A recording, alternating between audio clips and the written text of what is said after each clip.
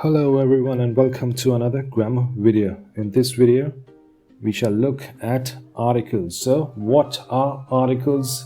A or a, an and the. So these are the three articles in English. What do they mean? What is an? Both mean one of something.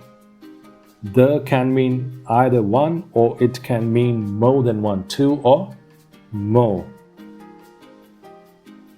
And what else do these articles signify? Why do we have them? What are they used for? So let's look at the first one.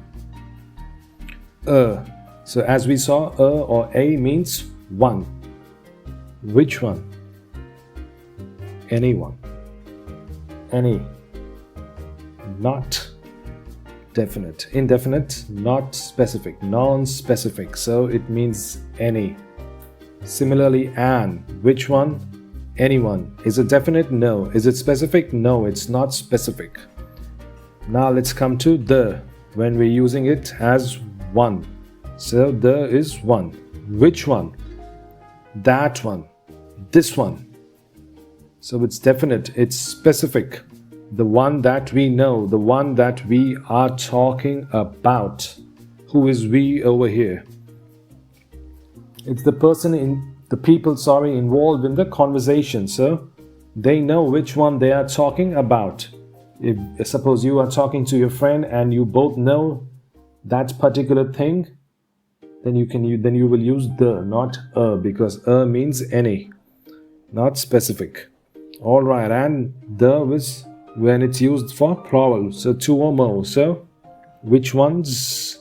Those or these ones. Definite, specific, the ones that we know, the ones that we are talking about, the ones that we happen to be talking about, happen to be conversing about. Right, let's see something more. So where do we insert articles? So articles are inserted before or in front of the nouns. Example, the dog. The dog is alert. It was a helicopter. The horses are in the stable. So they always inserted before nouns. Do all nouns need articles? Well, yes and no. Depends on their type. Let's see more. Let's look into that. So how do we know which articles to use with which nouns? So now in this video we shall look at singular nouns. We shall focus on singular nouns only for this video. In the next video we shall see the plural nouns. So singular, common, non-specific noun or indefinite noun. Singular, common, specific. We know what we are talking about. That noun. Singular, proper, specific, and singular, proper, non-specific. So these are the singular nouns, and these are the singular, common, specifics, non-specifics, singular, common, specific, singular, proper, specific, singular, proper, non-specific. So these are the types that we shall look at. Similarly, we have plural nouns, but we won't do plural in this video. We'll do it in the next video. So plural, common, non-specific, plural, common, specific, plural, proper, specific, and plural, proper, non-specific. Let's see. 1.1. Singular, common, non-specific. Number 1. Give me an egg, please. Give me an egg, please. Do we know which egg? No, any egg. Is egg proper? So is the egg proper? Does it have a name? No, it's not. It doesn't have a name. I mean, usually eggs don't have names. So that makes it singular because just one egg. Give me one egg, please. Give me an egg, please. Is it common? Yes. Is it non-specific? Yes, it is also non-specific. Number 2, go and tell him to get me a hammer. A hammer. I want only one hammer. Any hammer. I don't care which hammer it is, just get me a hammer. Alright, so tell him to go get me a hammer, any hammer. Number 3, that is not a UFO. That is not a UFO. It isn't a UFO. Is UFO common? Yes. It's not a name. Is it singular? Yes, because it's only one. Is it non-specific? Yes, it is non-specific because we are not talking about some particular UFO. It's just general. So that in this sentence does not define the UFO. It's just saying that isn't what you're looking at is not, or what you're seeing is not a UFO. And remember, it's not an UFO, it is a UFO, not an UFO. Why? For that, please watch the other video. The links are in the description below. Number 4, I would like a seat next to a window, please. A seat, just one seat, any seat. I don't care much about it. Next to a window, any window. I don't care if it's the front window or the rear window, just a big window or a small window. Just any window, please. There was a book lying on a shelf. Do we know what the name of the book was? No. Do we know anything more? No. Just any book, just one book was lying on one shelf. Which shelf? I don't know. Maybe it was the upper shelf, it was the lower shelf, maybe it was the shelf in the living room, maybe it was the shelf in the study, maybe it was the shelf in the office. Any shelf. It does not specify which shelf. Hence, all these have used either an or a. So these were singular, common, non-specific. Moving on to singular, common, and specific. The ones that we know, the one that we are talking about, the one you and I know. We know which one, not anyone, that one, this one. Right, so number 1, give me the egg, or the egg, please. That egg. I don't want any egg. I don't want you to go to the market and get me an egg. I want that egg which is lying over there. So give me the egg, please. We know which egg we are talking about. Number 2, go and tell him to get me the hammer. Which hammer? He knows. Who is he? This fellow. He knows which hammer. So go and tell him to get me the hammer. How many hammers do I want? Only one. But the specific one. We know which one it is. Same here. How many eggs do I want? Only one. But it's specific. This egg. That is not the UFO. The UFO from the photograph. Before we saw a photograph of a UFO. But this is not the UFO, not that UFO from that photograph which we saw earlier. Both are specific. We know which photograph, we know which UFO we are talking about. Number 4, the seat is next to the front window, madam. So the seat, that seat, your seat, or the seat in the ticket, right, is next to the front window, not just any window, the front window. We are being extremely specific over here. Right, and number 5, the book was lying on the shelf. Which book? The book we are talking about.